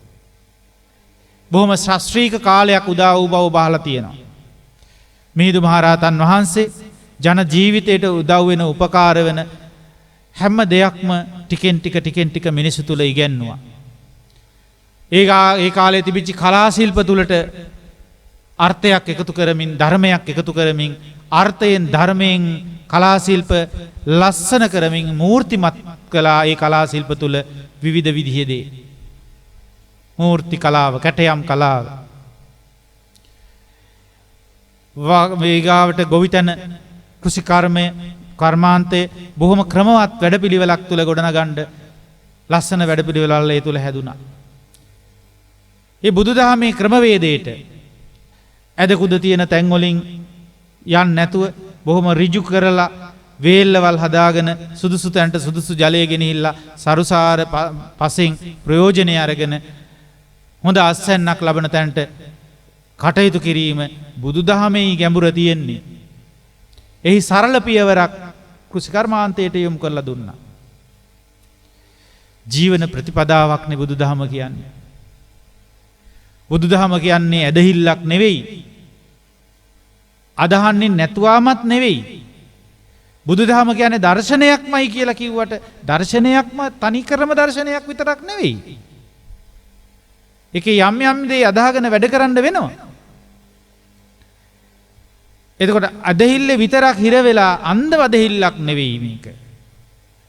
ඒ වගේම දර්ශනයේ හිර වෙලා හුදු තර්කයක් විතරක් ගොඩනගනගා ඉන්නකකුත් නෙවෙයි. ජීවන වැඩපිළිවෙල. ඒ ජීවන වැඩපිළිවෙල තුල අවබෝධයට ලස්සන වැඩපිළිවෙල. මේ සියල්ල සංකලනය වුණේ බුදුදහමේ විතරමයි. ඒ නිසා බුදුදහම කියන්නේ මොකද්ද? ඉතින් මේ තිස්ස රජතුමා තුල මේ දර්ශනය මේ ජීවන වැඩපිළිවෙල තමන්ගේ ජීවිතයට ගලප ගැනීමට තරම් ප්‍රඥාවන්ත බවක් තියෙයිද කියලා පරීක්ෂණයක් සිද්ධ වෙනවා. මිහිඳු මහරහතන් වහන්සේත් දේවානම්පියතිස්ස රජතුමාව පුංචි ටෙස්ට් එකකට ලක් කරනවා. මතකයි නේද ඔබට? ඒ කතා අපි ඉගෙනගෙන තියෙනවානේ. ඒ වගේ අපිට පරීක්ෂණයකට අපිව ලක් වෙනවා. සුබාදහමේ පරීක්ෂණයකට ලක් වෙනවා. අපිට ප්‍රඥාව තියෙනවද කියලා බලන්න. එතකොට ඒ ප්‍රඥාව තියෙනවා නම් අපිට මේ දාර්ශනික පසුබිමයි මේ ආගමික පසුබිමයි පටලා ගන්නෙත් නැතුව ඒ වගේ අවුල් හදා ගන්නෙත් නැතුව ලස්සනට සංකලනය කරලා ජීවන වැඩපිළිවෙලක් හදා ගන්න පුළුවන්. එතකොට මේ වැඩපිළිවෙලට අවශ්‍ය කරන ධාර්මික පසුබිම ධර්මානුකූල උපදේශ එදා මිහිඳු මහරහතන් වහන්සේගෙන් ලැබුණා වගේ අද අපිට ධර්මයෙන් ඒ ගැන තිළින වෙනවා. එදා ඒ පිළිබඳ අදහසක් මිහිඳු මහරහතන් වහන්සේ දේශනා කරනවා. ඒ තමයි ඒ භාග්‍යවත් බුදුරජාණන් වහන්සේගේ ධර්මය උන්වහන්සේ බුදුරජාණන් වහන්සේගේ ධර්ම මතය අදහස මෙන්න මෙහෙම එකක් කියලා ඉදිරිපත් කරනවා. යේ ධම්මා හේතුප්පබවා තේසං හේතුං තථාගතෝ ආහ තේසංචයෝ නිරෝධෝ එවං වාදී මහා සමනෝ. ඒ මහා ශ්‍රමණයන් වහන්සේගේ ශ්‍රාවක ශ්‍රමණයෝ අපි කියන කතාව කලින් ගාථාවේ කිව්වා. ඔබට මතකයි නේද? අපි ආරම්භයේට මූලිකත්වයට කතා කරේ. දැන් කියනවා මේ මහා ශ්‍රමණයන් වහන්සේ ගැනත් ඒ මහා ශ්‍රමණයන් වහන්සේගේ ඉදිරිපත් කරන මතවාදය මොකක්ද කියන එක ගැනත් කියනවා. උන්වහන්සේගේ අදහස මොකක්ද මේ ලෝක ධර්මතාවයේ වැඩ කරන පිළිවෙල පිළිබඳව. මෙහෙම කියනවා. ඒ භාග්‍යවත් බුදුරජාණන් වහන්සේ ඒ මහා සමනිදු මෙන්න මෙහෙම අදහසක් ඉදිරිපත් කරනවා. යේ ධම්මා හේතුප්පබවා. මේ හැම දෙයක්ම හේතු ප්‍රත්‍යයන්ගෙන් හැදෙන දෙයක්. හේතු ප්‍රත්‍යයන්ගෙන් ගොඩනැගෙන බිහි වෙන දෙයක්. ප්‍රභවය වෙන දෙයක්. හේතු ප්‍රත්‍ය කියන්නේ මොකක්ද එතකොට? උපකාරක දේවල් වලට තමයි කියන්නේ ප්‍රත්‍ය. අපි දන්නවා ප්‍රත්‍ය කියන එකේ පරිවර්තනයේ ගන්න පුළුවන් අදහසක් තමයි පිරිකර. එතකොට පරික්කාර කියන වචනේත් ඒක යෙදෙන වචනයක්. ප්‍රත්‍ය මොනවද? පරිස්කාර මොනවද? එතකොට යමක පරිස්කාරකය කියලා කියන්නේ පිරිකර කියන එකනේ. පිරිකර කියන්නේ පිදිය යුතු විදණ්ඩ සුදුසු දේ. ඒක තමයි අපේ සාමාන්‍ය ධාර්මික පරිසරයේ භාවිතය තුළ අපිට තියෙන්නේ පරිස්කාරකයක් පිරිකරක් කිව්වහම පූජා කරන්න හොඳ දෙයක්. නරකක් නොවන විදිහට පූජා කරන්නාටද පූජාව ලබන්නාටද නරකක් නොවන විදිහට ප්‍රයෝජනවත් විදිහට පූජාවට සුදුසු වූ යමක් වේ නම් ඒකට කියනවා මොකද්ද? පරිස්කාරකයක්. පිරිකරක් කියලා කියනවා. එතකොට මේ ප්‍රත්‍ය කියන්නේ අන්න එහෙම දෙයක්. යමකට වඩාත් උචිත වඩාත් සුදුසු උපකාරත්වය සලකන පැවැත්මට එහි නඩත්තුවට එහි නිර්මාණයට උපකාර වෙන්න වූ දෙයකට තමයි කියන්නේ පරිස්කාරක නැත්තම් මේ ප්‍රත්‍ය කියලා. ඒ නිසා අපි දන්නවා පිරිකර පූජා කරද්දි මොන වගේ දේවල්ද මේ දවස්වල ප්‍රයෝජනවත් වෙන දෙයකට තියෙන්නේ කියලා හොයලා බලලා ඒයින් තමයි අපි මේ පිරිකර හදාගන්නේ. තේරුමක් නැති උපකාරයක් නැති වැඩකට ගන්න බැරි දෙයක් අපි දෙන්නේ නැහැ පිරිකර හැටියට. ඒක පිරිකරක් වැඩියට නම් කරන්න කැමති නෑ අපි. එතකොට ඒ විදිහට අපේ භාවිතය තුලින් අපි තේරුම් අරගෙන ටිකක් ගැඹුරට හිතලා බැලුවාම මේ පරිස්කාරක කියන අදහසත් එක්ක ගලප ගන්න වචනයක් තමයි ප්‍රත්‍ය කියන්නේ. එතකොට මේ ප්‍රත්‍ය කියලා කියන්නේ අපේ ඒ වැඩ කටයුත්තට අපේ යම් දෙයකට එහි උත්පාදනයට එහි සැකැස්මට උදව් වෙනවා, පැවැත්මට උදව් වෙනවා, නඩත්තුවට උදව් වෙනවා. අන්නේ උපකාරක ශක්තිය සලසලා දෙන්නා වූ යමක් වේ නම් ඒකට තමයි කියන්නේ මොකද්ද? ප්‍රත්‍ය කියලා. ප්‍රත්‍ය පහසුකම් සලසනවා කියලා කියන්නේ අපි දැන්. එහෙනම් බුදුරජාණන් වහන්සේ දේශනා කරන්නේ මේ ලෝකයේ හැම දෙයක්ම යේ ධම්මා යම් දෙයක් මේ ලෝකේ තියෙනවා නම් ඒ හැම දෙයක්ම ඒ හැදෙන පවතින නිර්මාණය වෙන ඒකට අනුග්‍රහ කරන ආහාරය සපයන ප්‍රත්‍යයන් ටිකක් තියෙනවා. ඒ ප්‍රත්‍යයන් අතර හේතු කියන ප්‍රත්‍ය ප්‍රධානයි. තේරුණානේ?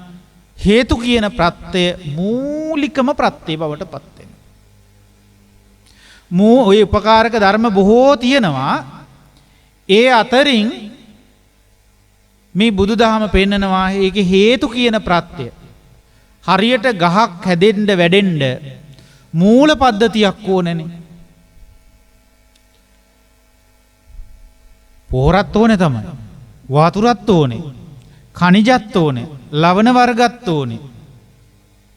මේ ඔක්කොමත් ඕනේ. හැබැයි මූල පද්ධතිය මොකක් හරි දෙයකින් විනාශ වෙලා ගිහිල්ලා වතුර දැම්මා. අනිත් හැමදේම තියෙනවා මුල් පද්ධතිය නැහැ. ගහ හැදෙයිද? ගහ වැඩෙයිද? ගහක් හැදෙන්නෙත් නැහැ, ගහක් වැඩෙන්නෙත් නැහැ, ගහක් පවතින්නෙත් නැහැ. ඒ නිසා අනිත් ඒ වගේ යම් යම් ඌනතා දක්වන්න ගහම වෙන්නේ නැහැ. ගහේ යම් යම් ඌනතා දක්වයි, පෙන්නයි. ගහම මැරිලා යන්නේ නැහැ. නමුත් මූල පද්ධතිය නැති වුණොත් දැන් උදාහරණයකට වතුර ටිකක් අඩු වෙනකොට ගහක් ප්‍රාණවත් බව අඩු කරලා පෙන්නයි. නැමිලා පෙන්නයි. පොහොර ටිකක් අඩු වෙනකොට වැඩි වෙනකොට ඒ උණතා පෙන්වයි. හැබැයි ගහ සම්පූර්ණයෙන්ම මුල් පද්ධතියෙන් වෙන් කෙරුවොත් අනිවාර්යෙන් ගහ මැරිලා යනවා. එහෙනම් මේ මුල් පද්ධතිය ගහකට කොච්චර වැදගත්ද කියනවා වගේ හැම සිදුවීමක් එක්කම මේ ජීවිතේ අපිට තියෙන යම් දෙයක් ඇත්නම් ඒ සියල්ලට මූලික වෙන ප්‍රත්‍ය ටිකක් තියෙනවා හේතු මූලික කරගෙන. ඒ නිසා ඒකට කියනවා හේතු ප්‍රත්‍ය. ඒ දෙකෙන් තමයි මේක හැදෙන්නේ. ඒ නිසා මේ හේතු ප්‍රත්‍ය කියන සියල්ල එකතු කරලා හේතු කියන වචනය හරහත් කියන්න උත්සාහ කරපු තැන් තියෙනවා. ඒ නිසා ඔතන හරි හේතු කියලා කතා කරොත් එතන අනිකුත් ප්‍රත්‍යද පැත්තකින් තියාගෙන කතා කරනවා. එහෙම නැත්නම් ප්‍රත්‍ය කියලා කතා කරොත් හේතු කියන එක අනිවාර්යයෙන්ම මූලිකත්වයේ තියෙනවා. දැන් පැහැදිලිද ඒ ගැන? එතකොට එහෙම ධර්මයක් තමයි බුදුරජාණන් වහන්සේ දේශනා කරන්නේ. මොනවද? යේ ධම්මා හැම දෙයකම යම් දෙයක් ඇද්ද ඒ හැම දෙයකම ඒ මූලික හටගන්නා හේතු සහ ප්‍රත්‍ය ගැන බුදුරජාණන් වහන්සේ කියලා දෙනවා. හේතුන්ගෙන් ප්‍රභව වෙනවා නම් තේසං හේතුන් තථාගතෝ ආහ. ආන්ගේ හේතු ගැන තථාගතයන් වහන්සේ කියා දෙනසේක. ආහ කියලා කියන්නේ කියා දෙනසේක. පැහැදිලිද? එහෙනම් තේසං හේතුන් කියලා කියන්නේ ඒ දේවල් වල අර යමක් යම් දෙයක් හට ගන්නවා නම් හේතුන්ගෙන් ඒ දේවල් වල හේතු මොනවද ප්‍රත්‍ය මොනවද කියලා තථාගතයන් වහන්සේ කියලා දෙනසේක. එතනින් උන්වහන්සේගේ දේශනාව මේ උන්වහන්සේගේ අදහස් නතර වෙන්නේ නැහැ. තව විස්තරයක් තියෙනවා උන්වහන්සේගේ වාදය තුල. උන්වහන්සේ මොන වාදයක්ද ඉදිරිපත් කරන්න කියලා අහනවනේ. එතකොට ඒ උන්වහන්සේගේ වාදය පැහැදිලි කරනවා. එක එක්කිනාට වෙන වෙනම වාද තියෙනවනේ. නේද? වාද විවාද එක්කනේ මේ ජීවිතය යන්නේ දැන් ඉස්සරහට. එක එක්කිනාට මතයක් තියෙනවා. ඒක තමයි වාදය. එක විරුද්ධ මතයක් එක්ක ගැටෙන අවස්ථා එනවා. ඒකට කියන්නේ විවාදය. එතකොට වාද විවාද යම් යම් සමතුලිතතාවයන්ට පත්වෙමින් තමයි මේ ලෝකේ අපි පවත්වාගෙන යන්නේ.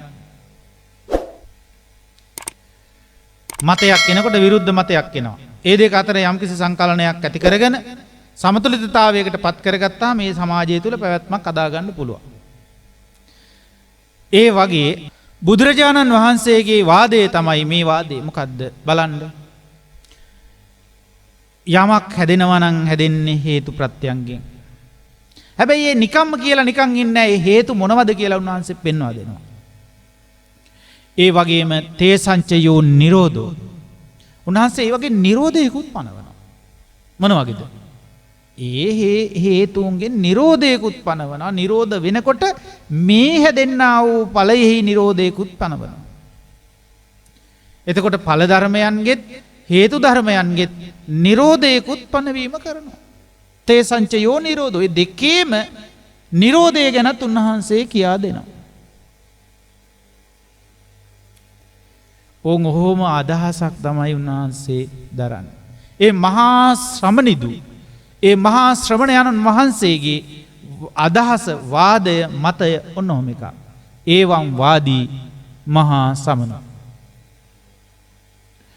ඉතින් පින්වතුනි අද අපි මේ පොහොය දවසේ අපිට ලැබුණු නිර්මල ධර්මය සම්බන්ධයෙන් මිහිඳු මහරහතන් වහන්සේ දුන්න විග්‍රහය තමයි මේ ටිකක් ලෙහලා බැලුවේ.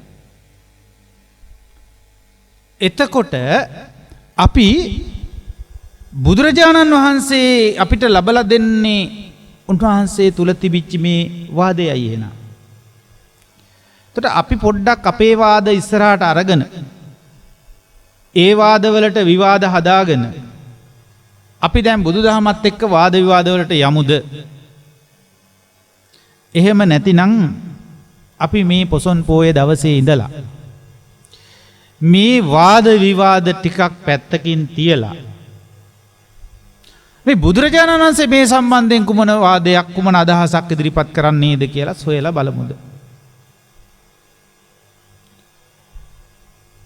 තමන් තුල වාද විවාද ටිකක් කරගත්තට කමක් නැහැ. හැබැයි අනවශ්‍ය පැටලි හදා ගන්න තැනකට යන්න නැතුව. ඒක එහෙම වෙනවද? යම් අදහසක් කෙනෙකුට ඒක එහෙම වෙනවද කියලා හරස් ප්‍රශ්නයක් අහලා අපි ඒක හරියටම දැනගන්න තහවුරු කරගන්න ප්‍රශ්නයක් ඇහුවට කමන්නේ. හැබැයි වාද කරන අදහස අපේ වාදේ ඒත්තු ගන්නන අදහසකට යාම උදෙසා තර්ක කරලා වැඩක් නැහැ බුදුරජාණන් වහන්සේත් එක්ක. ඒ කියන්නේ බුදුරජාණන් වහන්සේත් එක්ක තර්ක කරලා වැඩක් නැහැ කියන්නේ බුදුරජාණන් වහන්සේගේ ධර්මෙත් එක්ක ඒ තර්ක දාලා වැඩක් නැහැ.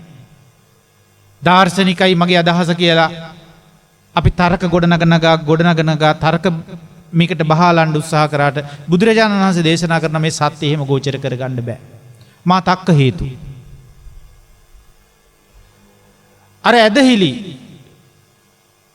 ඒ අදහාගත්තු විදිහට යදිමින් යාත්‍තිකා කියමින් ගීතිකා කියමින් එහෙම ආවනේ. දැන් අර නාගරාජයාව අදහන මිනිස්සු ඒ කාලේ ඕනෙම දෙයකට මොකද්ද කියන්නේ නාගරාජා වාම් වාම් නාගරාජා වාම් වාම් කිය තමයි හැම දෙයකටම යාතිකාව පටන් ගත්තේ. නාගරාජයා එන්න වඩින්න අපේ මේ ප්‍රශ්නේ අහන්න අනේ අහන්න අපිට පිහිට වෙන්න කියා ඉතින් ඒ අදහස කියනවා. ඒ භාෂාවේ කාලේ නාගරාජා වාම් වාම්. ඒක ඉතින් නියම සිංහලද දෙමළද මොනවද කියන්න තේරෙන්නේ නැහැ. ඒක ඒ කාලේ පාවිච්චි භාෂාවක් ඉතින්. නමුත් ඒ භාෂාවටත් ඊටාම ලස්සන දෙයක් එකතු කරමින් ඒ මගදී භාෂාවද ඒ කාලේ තිබිච්ච ධර්මයට අදාළ හොඳ භාෂාවකින් ඒ මුහුවිච්ච හොඳ ලක්ෂණත් වලින් හැදිච්ච ලස්සන සිංහලකුත් ඒ හෙළ භාෂාව එක්ක නිර්මාණය වෙලා එකතු වෙලා නිර්මාණය වුණ භාෂාව තමයි සිංහල භාෂාව කියලා කියන්නේ. එතකොට මේ සිංහල දීපය දේශය ගොඩනැගූ ඔවුන් එහෙමයි මේ භාෂාව හැදුනේ. විදේශීය භාෂාවක් කෙලින්ම ගෙනල්ලා ඇතිවිච්ච දෙයක් නෙවෙයි මේක. දේශීය මතයක එල්බගෙන විතරක් හිටපු දෙයක්ුත් නෙවෙයි. බුද්ධ භාෂිතයක් ගොඩ නැගුණු බුද්ධ භාෂාව එක්ක බැඳුණු ලස්සන සුන්දරම භාෂාවක් මේ සිංහල භාෂාව. ඒ නිසා පින්වතුනි ජනප්‍රිය වෙන මට්ටමට විවිධ භාෂාමය නිකං විවිධ හැඩතල මතු කර අරගෙන ගිහිල්ලා විවිධ එක එකතු කිරීම මේ භාෂාවට කරලා මේ ඉතිහාසය නොදැන මේ භාෂාවේ ලස්සන මරන්න හොඳ නෑ. මොකද ලස්සනට මේ බුදුදහම තේරුම් ගන්න තියෙන හොඳම සුන්දර භාෂාව බවට අපිට ඉතිරි වෙලා තියෙන්නේ මේ සිංහල භාෂාව. මොකද පාලිය ගොඩාක් අපිට තේරෙන්නේ නෑ. ඒත් පාලියෙන් බිඳිලා ආපු ලක්ෂණ නිසාවෙන් පාලියට සමීපත්වයෙන් තේරුම් ගන්න පුළුවන්කම සිංහල භාෂාවේ තියෙනවා. එනිසා මම භාෂාව පිළිබඳ දේශනාවක් නෙවෙයි මේ කරන්න හදන්නේ. ඒත් ඔය එක භාෂා දාගෙන මේක විනාශ කරන එක නම් එච්චර ගැලපෙන්නේ නැහැ. ඒ නිසා අපේ පින්වත් මාධ්‍ය සහෘදයෝ අපේ මේ ගමනේ සහෘදත්වයක් ඒගොල්ලන්ට තියෙනවා නම් සිංහල කමත් එක්ක සහෘද බවක්. සහෘද කියලා කියන්නේ සමාන හෘදයක් ඇති බවක් තියෙනවා නම් මේ සිංහලකම එක්කලා. මරන්න එපා. පින් සිද්ධ වෙනවා මේ සිංහල මරන්න එපා. ඒ නිසා අපි සම්පූර්ණයි කියනවා නෙවෙයි. මට හැඟෙන දේ මම මේ කියන්නේ. අපිත් පෝෂණය වෙද්දි විවිධ දේවල් වලින් පෝෂණය වෙච්ච බවක් තේරෙනවා. නමුත් මේ ධර්මයේ තේරෙන්න ධර්මානුකූල භවයේ තියෙන වටිනාකම වැටහෙන්න අපිට මේ සිංහලකම ගැන හරි ගෞරවයක් ඇති වෙනවා.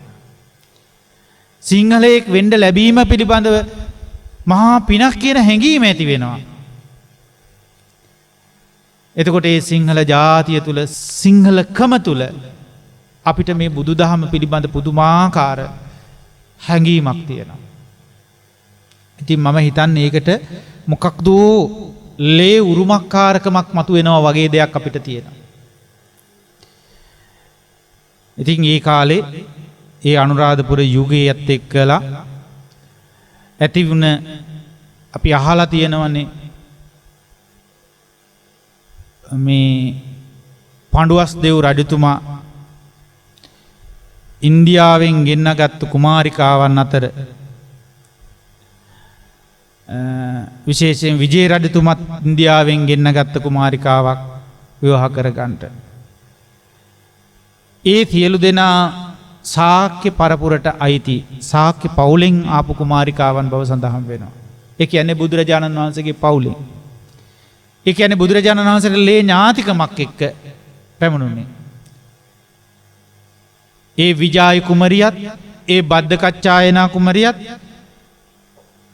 තුලින් නිර්මාණය වෙච්ච දරු පරපුරක් තමයි මේ සිංහල ජාතිය කියලා කියන්නේ. එතකොට මේ සිංහල අපිට තියෙනවා එහෙනම් ඒ ලේ උරුමය. ඒ නිසා ඔබට දන්නවා මේ සාහිත්‍ය කලාව රස විඳිනකොට පසුගිය යුගයේ ඔය අසහාය ගායකයෙක් අපිට පහළ වෙලා තිබුණා. ඒ ගායකයා ගායන සමහර ගීත බුද්ධ ආලම්බන ප්‍රීතිය උපදවන හැඟීම ඇති කරවන බුද්ධං සරණං ආදී ගච්ඡාමි කියන ගීත ඒ වගේ ගීත ඇහෙනකොට මට දැනෙනවා පුංචි කාලේ ඉඳලා මේ රෝම කූපවල පවා මහා උද්දීපනයක් දැනෙන හැඟීමක් දැනෙනවා. මම දන්නේ අදටත් මොකක්ද ඒක කියලා. මට දැන් හිතෙනවා ඒ ලේ ධාතුවටම සම්බන්ධ වෙලා තියෙනවා බුදුරජාණන් වහන්සේ කියන හැඟීම. ඒ නිසා බුදුරජාණන් වහන්සේගේ මේ දාර්ශනික ඉදිරිපත් කිරීම මේ ජීවන දර්ශනය අතිශයින්ම පාරිශුද්ධයි, නිර්මලයි, පිවිතුරුයි, සත්‍ය ප්‍රතිඵල ලැබෙන දෙයක් කියන හැඟීම මට නිරන්තර මගේ මුළු අධ්‍යාත්මයෙන්ම එනවා. මම හිතනවා එහෙම අය ගොඩාක් අය මේ ලංකාව තුළ දැන් ඉන්නවා කියලා. ඒ නිසා ඔබට එහෙම ස්වභාවයක්ම නැතිනම් හදාගන්න ඒ ස්වභාවය හරීම වටිනවා. ඒ නිසා මේ මුළු මහත් ශ්‍රී ලංකා ධර්ණිතලය වඩාත් ධර්මයකින් සුවපත් විය යුතු වේලාවකයි අපේ මේ දේශනාව මේ විදිහට පැවැත්වෙන්නේ. එහෙම ඒ වටිනාකමක් බුදුදහමට සමීප වෙලා විමසලා බලලා හැම දෙයක්ම තේරුම් බේරුම් කරගන්න පුළුවන් හොඳ අවස්ථාවක් අපි පසු කරමින් සිටිනවා. අපි එය නාස්ති කරමින් සිටිනවා කියන හැඟීමක් මට එනවා. මට හිතෙනවා සබාදහමත් ඒ හැඟීමෙන් තමයි අපි මේ යම් කිසි සිහි කැඳවීමකට අපිට බල කරනවා. අපි වරද්දගෙන දඟලනව නේද කියලා අපිට සිහිගන්වන යම් කිසි බලකිරීමකට විවිධ ඒ අපේ ක්‍රමවේදයන්ගේ අඩුපාඩු ටික පෙන්වා දෙන ඒවට පුංචි පුංචි දඬුවමක් දීලා හරි මේ පෙන්ලා දෙන යුගයක් නේද මේ සැලසෙන්නේ කියලා වැටහීමක් ඇති වෙනවා. ඉතින් ඒ නිසා පින්වතුනි මේ දේශනාව මම ගොඩක් දීර්ඝ කරන්න මුළු සමස්තය දේශනා කරන්න කාලයක් අපිට මදි. මේ වගේ හැඟීමක් ඇති කරගන්න අද මේ ධර්ම දාණය මේ විදිහට ඔබට එකතු කරන්න ඒ දායකත්වයේ සපයලා දෙන්න පෙළඹුණ අපේ පින්වත් උපුල් රත්නප්‍රිය මහත්මාද මාලා නන්දනී කුමාරි දමයන්ති මහත්මියද හංසනී දිල්රංගි මාලා සිරිවර්ධන මහත්මියද අද දවසේ ඉතා වටිනා උතුම් කටයුත්තකටයි මේ දායකත්වය සැපයූවේ. ඒ නිසා අපි විශේෂයෙන් අද දවසේ මේ රැස් කරගත්තු පින් ඔබ අප හැමදෙනාම එකතු වෙලා පළමු කොටම මේ අප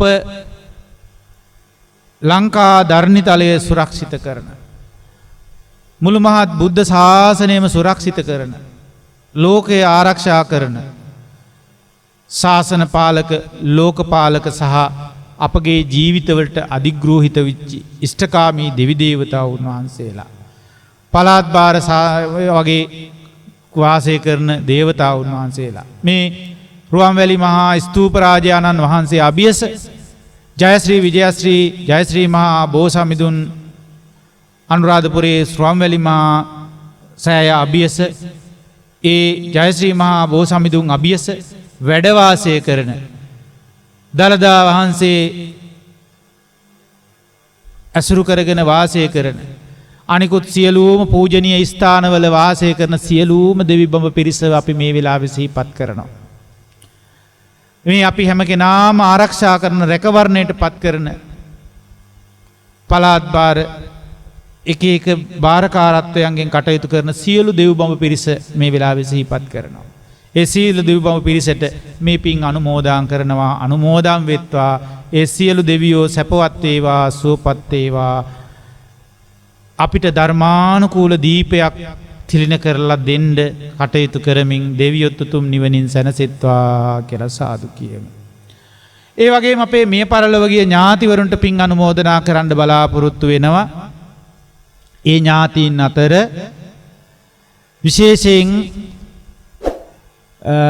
සඳහන් කරලා තියෙනවා මේ දමයන්ති මහත්මිය මාගේ සහ ස්වාමි පුරුෂයාගේ මිය පරලොව ගිය දෙමාපියන් වෙන එන්ජී ලුයිස් සාමි මයා ඒ වගේම පුංචි මැණිකේ මිය ඒ වගේම කේ.ආර්. සිරිවර්ධන මයා ආර්.එම්. වීරසේකර හාමිනේ කියන අයට විශේෂයෙන් පින් අනුමෝදනා කරලා දෙමාපිය පූජෝපහාරයක් මේ වෙලාවේ සිදු කරනවා. ඒ දෙමාපියන් උදෙසා මේ පින අනුමෝදන් වෙත්වා. ඒ අය සැපවත් වේවා, සුවපත් වේවා, සාන්ත නිවනින් සැනසෙත්වා කියලා සාදු කියනවා. ඒ වගේම මිය පරලෝකීය සියලුම ඥාති හිතයිසීන්ටත් මේ වෙලාවේ ඇය පින් අනුමෝදනා කරනවා. උතුම් ධර්ම අවබෝධයටම මඟ සැලසේවා කියන අදහසින්. ඒ වගේම අපි ප්‍රාර්ථනා කරමු මේ වන විට මේ කොවිඩ් ව්‍යසනය මුල් කරගෙන මිය පරලොව ගියා වූ සමස්ත සියලු දෙනාටම මේ පින් අනුමෝදනා කරමු.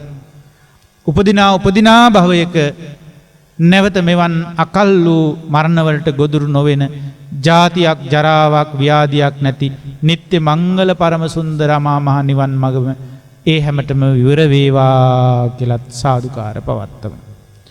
ඒ වගේම විශේෂයෙන් බලාපොරොත්තු වෙනවා කේ.ආර්. හංසනී දිල්රංගිමාලා සිරිවර්ධන දියණියගේ අනාගත ජීවිතයට මේ උතුම් ධර්ම දානය ආශිර්වාදාත්මක පින්කමක් වෙලා ඇයගේ ස්වාමියාගේ ජීවිතය ඒ අනාගත ජීවිතේ වාසනාවන්ත කරගෙන ධර්මානුකූල භාවයකින්ම ජීවිතේ ජය ගන්නට දිනන්නට මගඵල නිවනකට යොමු කර ගන්නට ශක්තිය ධෛර්යය වාසනාව ගෙනෙන පින්කමක් බවට මේපත් වේවා කියලාත් ප්‍රාර්ථනා කරනවා. ඒ වගේම අප ලංකාවාසී ලෝකවාසී සියලු දෙනාටම ප්‍රාර්ථනා කරනවා. විශේෂයෙන් මේ අයගේ අසල්වාසී පින්වත් සියලු දෙනාට, කල්යාණ මිත්‍ර සියලු දෙනාටද රටවසී ලෝකවසී සෑම දෙනාගේම ජීවිතවලට මේ පවතින උවදුරෙන් ආරක්ෂාව සැලසේවා, රැකවරණය සැලසේවා, ධර්මානුකූල බවකට ප්‍රවේශ වෙමින් හැම කෙනාටම මේ ජන ජීවිතවල මේ ව්‍යසනකාරී පසුබිම ජය ගන්න ශක්තියක් වේවා කියලා සාදු කියමු. හොඳයි, එහෙනම් ප්‍රාර්ථනා කරනවා විශේෂයෙන් මේ ධර්ම දානය ලබා දුන්නු මාලා දමයන්ති මහත්මියට, ඒ මාලා නන්දනී කුමාරි දමයන්ති මහත්මියට, උපුල් රත්නප්‍රිය ඒ මහත්මාට, හංසනී දිල්රංගිමාලා දියණියට උතුම් චතුරාර්ය සත්‍ය අවබෝධය වහවහ උදා වේවා. සාදු සාදු. ඒ වගේම ධර්ම ශ්‍රවණයට සම්බන්ධ වූ මේ පොහෝ දවසේ පිළිවෙත් පුරන ඔබ හැම කෙනාටම විශේෂයෙන් මේ පින් අනුමෝදනා කරනවා. මම විශේෂ පුණ්‍ය අනුමෝදනාවක් කරන්නට අදහස් කරනවා. ඒ තමයි ලංකාව තුල අපිව මේ ධර්මානුකූල භූමිකාවේ රඳවා තබන්නා වූ ධර්මය දේශනා කරමින් මාධ්‍යවලින් ඒ වගේම මාධ්‍යවලට යන්න බැරි වුණ අය විශාල උත්සාහයක කැපකිරීමක යෙදෙමින් අපිව මේ ධර්මානුකූල භාවයේ රඳවාගෙන ධර්මය ටිකෙන් ටික අපේ ජීවිතවලට ගොනු කරලා දෙමින් අපිව මේ වැඩපිළිවෙලේ ආරක්ෂක තත්වයක පත් කරගෙන යන අපේ මුළු සමස්ත ජාතියේ මුර දේවතාවුන් වහන්සේලා වෙන ඒ උදාරබර මහා සංඝරුවනට භික්ෂු භික්ෂුණී පින්වත් පිරිස වෙනුවෙන් මේ පින් අනුමෝදනා කරනවා. අපේ ගෞරවනීය මහා සංඝරුවනට, ගෞරවනීය මෙහෙණින් වහන්සේලාට උතුම් චතුරාර්ය සත්‍ය අවබෝධයත් ලැබමින් මේ ජනයා ධර්මානුකූලව යොමු කරවලා මේ ව්‍යසනකාරී පසුබිමේ ධර්ම ශක්තිය බලවත් කරන්නට අපේ සියලු මහා සංඝරුවන්ට දේව ආශිර්වාදය, තුනුරුවනේ අනන්ත ගුණ බලයේ ආශිර්වාදය, මේ උතුම් පුණ්‍යක මේ ශක්තියත් හේතු වේවා, වාසනාව වේවා කියලා අපි ආශිර්වාදාත්මකව පින් පමුණුවීමක් කරනවා. ඉතින් ලංකාවාසී ලෝකවාසී ඔබට මේ ධර්ම ශ්‍රවණය තුලින් රැස් වුණා වූ පිනෙන් උතුම් ධර්ම අවබෝධයම සැලසේවා. හැම දිනාටම තෙරුවන් සරණයි. සාදු සාදු සාදු. සැදැහැවතුනි ඔබ සවන්දුන් එම ධර්මානුශාසනාව පැවැත් වූ දේශකයාණන් වහන්සේ කුලියාපිටිය කඹලෑවත්ත දහම්සෙවන සදහම් නිකේතනයේ අනුශාසක පූජ්‍යපාද අඹගහලන්දේ අරිය විමල ස්වාමින්ද්‍රයන්න් වහන්සේ. දේශකයන්න් වහන්සේට නිදුක් නිරෝගී සුව චිරජීවනය ප්‍රාර්ථනා කරමින් සාදුකාරයක් පවත්වමු. සාදු සාදු සාදු. ඔබට තෙරුවන් සරණයි.